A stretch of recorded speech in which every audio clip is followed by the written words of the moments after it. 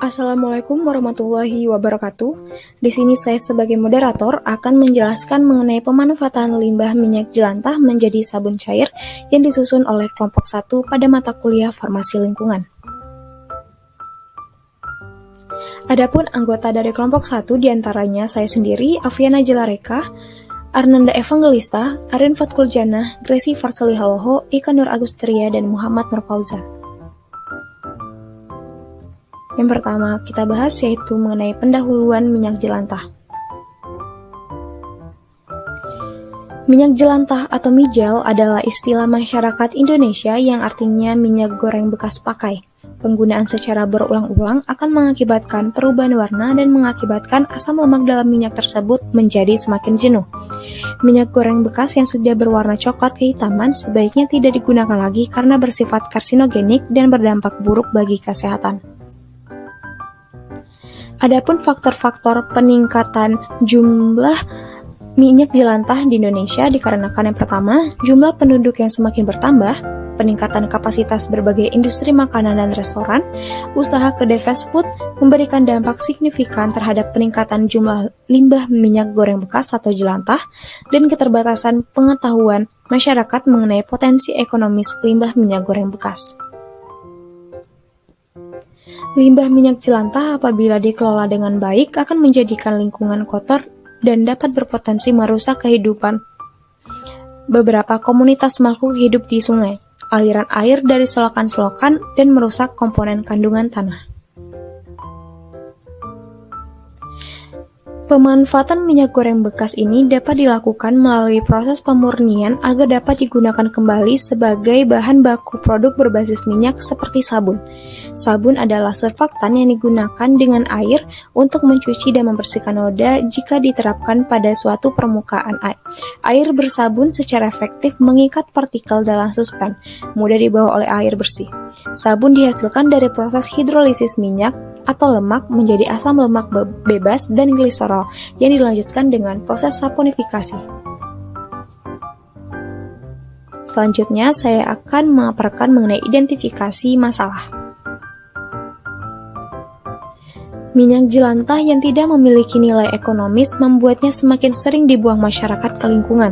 Pembuangan minyak jelantah ke lingkungan sekitar ini akan menyebabkan kerusakan pada tanah ataupun air, di mana kandungan asam lemak yang tinggi pada minyak jelantah dapat menyebabkan kerusakan kehidupan beberapa komunitas di lingkungan.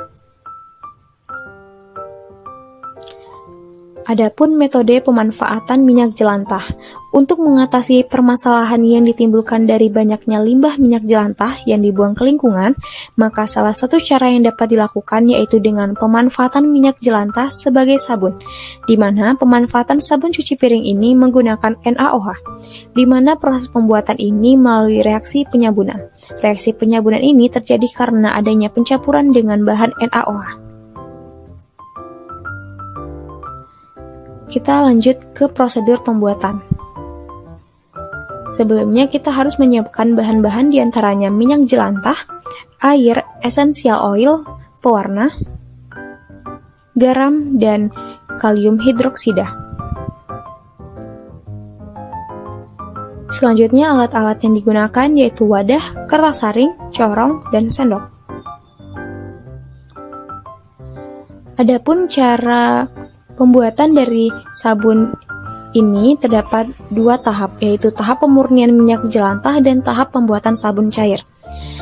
Untuk yang pertama, yaitu tahap pemurnian minyak jelantah, yang pertama dilakukan disaring 600 ml minyak jelantah dengan saringan atau kain, ditimbang 28 gram bleaching earth, dimasukkan bleaching earth ke dalam minyak jelantah lalu diaduk hingga tercampur rata dan pastikan tidak ada bleaching earth yang menggumpal. Lalu disaring campuran tersebut dengan kertas saring dan corong. Yang kedua yaitu tahap pembuatan sabun cair. Yang pertama, dimasukkan 4-5 sendok makan air ke dalam 32,5 gram KOH dan digunakan wadah tahan panas dalam proses ini. Larutan KOH diaduk sempurna. Dicampurkan larutan KOH ke dalam minyak hasil pemurnian lalu aduk hingga kental dan sedikit memadat selama kurang lebih 20-30 menit. Lalu tuangkan 825 ml air panas ke dalam campuran tadi dan jangan lupa untuk Diaduk hingga menjadi larutan sabun dan pastikan tidak ada bagian yang menggumpal. Lalu ditambahkan pewangi atau essential oil secukupnya sesuai dengan selera dan diaduk. Kemudian dapat ditambahkan pewarna agar lebih menarik dan ditimbang 5 gram garam dan dilarutkan ke dalam 1-2 sendok makan air untuk mengentalkan sabun lalu diaduk sempurna. Dituang larutan garam ke dalam larutan sabun dan diaduk hingga tercampur merata. Kemudian dimasukkan larutan sabun ke dalam wadah dan sabun siap digunakan. Hasil dari pemanfaatan ini, berikut hasil pemanfaatan minyak jelantah menjadi sabun cair. Teknik pengolahan minyak jelantah menjadi sabun cair mempunyai potensi ekonomis yang dapat menambah perekonomian keluarga. Salah satu pemanfaatannya yaitu pembuatan sabun. Produk sabun yang dihasilkan pada pemanfaatan kali ini berwarna biru dan memiliki busa yang baik. Awalnya minyak jelantah ini berwarna coklat gelap karena minyak sudah dipakai sebanyak 3 kali. Perubahan warna menjadi biru dikarenakan ditambahkan pewarna dan membuat produk menjadi lebih menarik. Untuk menghasilkan sediaan sabun yang secara fisik menarik dan dari sisi aroma harum, maka minyak goreng bekas ini harus dimurnikan terlebih dahulu. Biasanya, pemurnian minyak menggunakan metode adsorpsi atau penyaringan, dan pada pemurnian minyak goreng bekas ini digunakan bleaching earth, yaitu memisahkan secara proses fisik pengotor-pengotor dari minyak goreng bekas. Namun, sabun dibuat dengan reaksi kimia yang mencampurkan larutan kalium hidroksida dengan minyak atau lemak, yang melalui reaksi kimia sehingga KOH akan mengubah minyak menjadi sabun. Proses kimia ini disebut dengan saponifikasi. Semakin banyak jumlah KOH yang ditambahkan, semakin banyak juga jumlah sabun yang dihasilkan. Reaksi saponifikasi adalah reaksi yang pada awalnya berjalan lambat karena minyak dan larutan alkali merupakan larutan yang tidak saling larut. Tetapi setelah terbentuk sabun, maka kecepatan reaksi akan meningkat karena produk yang terbentuk berperan sebagai katalisator.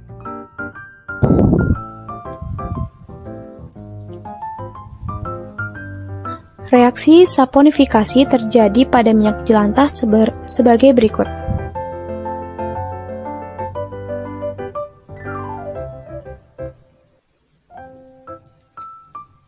Selanjutnya yaitu evaluasi sediaan. Pengujian yang dilakukan untuk mengevaluasi sediaan meliputi yang pertama uji kadar air. Kadar air menunjukkan banyaknya kandungan air dalam suatu bahan. Kadar air maksimal dalam sabun menurut SNI yaitu sebesar 15%. Yang kedua, uji pH. Standar pH untuk sabun berkisar antara 9 sampai 15. pH yang terlalu tinggi atau terlalu rendah dapat menambah daya absorpsi kulit sehingga memungkinkan kulit akan teriritasi. Yang ketiga, uji organoleptik. Tujuan uji organoleptik yaitu untuk mengukur tingkat penerimaan pengguna pada sabun yang dibuat. Uji dilakukan dengan menilai warna, aroma, busa, kesan segar, dan kehalusan. Yang keempat yaitu uji tinggi busa. Uji ini bertujuan untuk mengetahui kestabilan busa yang dihasilkan oleh sabun. Kriteria sabun yang baik yaitu dalam waktu 5 menit didapat kisaran tinggi busa sekitar 9,5 cm. Yang kelima yaitu uji asam lemak. Jumlah asam lemak menunjukkan total keseluruhan asam lemak baik, asam lemak yang terikat dengan natrium atau asam lemak bebas, ditambah asam lemak netral. Standar jumlah asam lemak yang baik pada sabun yaitu lebih dari 70%. Yang keenam yaitu uji kadar alkali bebas. Jumlah alkali bebas menunjukkan jumlah asam lemak yang berada dalam sabun, namun tidak terikat pada senyawa natrium ataupun trigliserida. Tujuan pengujian ini untuk mengetahui apakah sabun yang dibuat dapat digunakan pada kulit tanpa menimbulkan iritasi. Standar kadar alkali bebas dihitung sebagai NaOH berdasarkan SNI yaitu kurang dari 0,1%.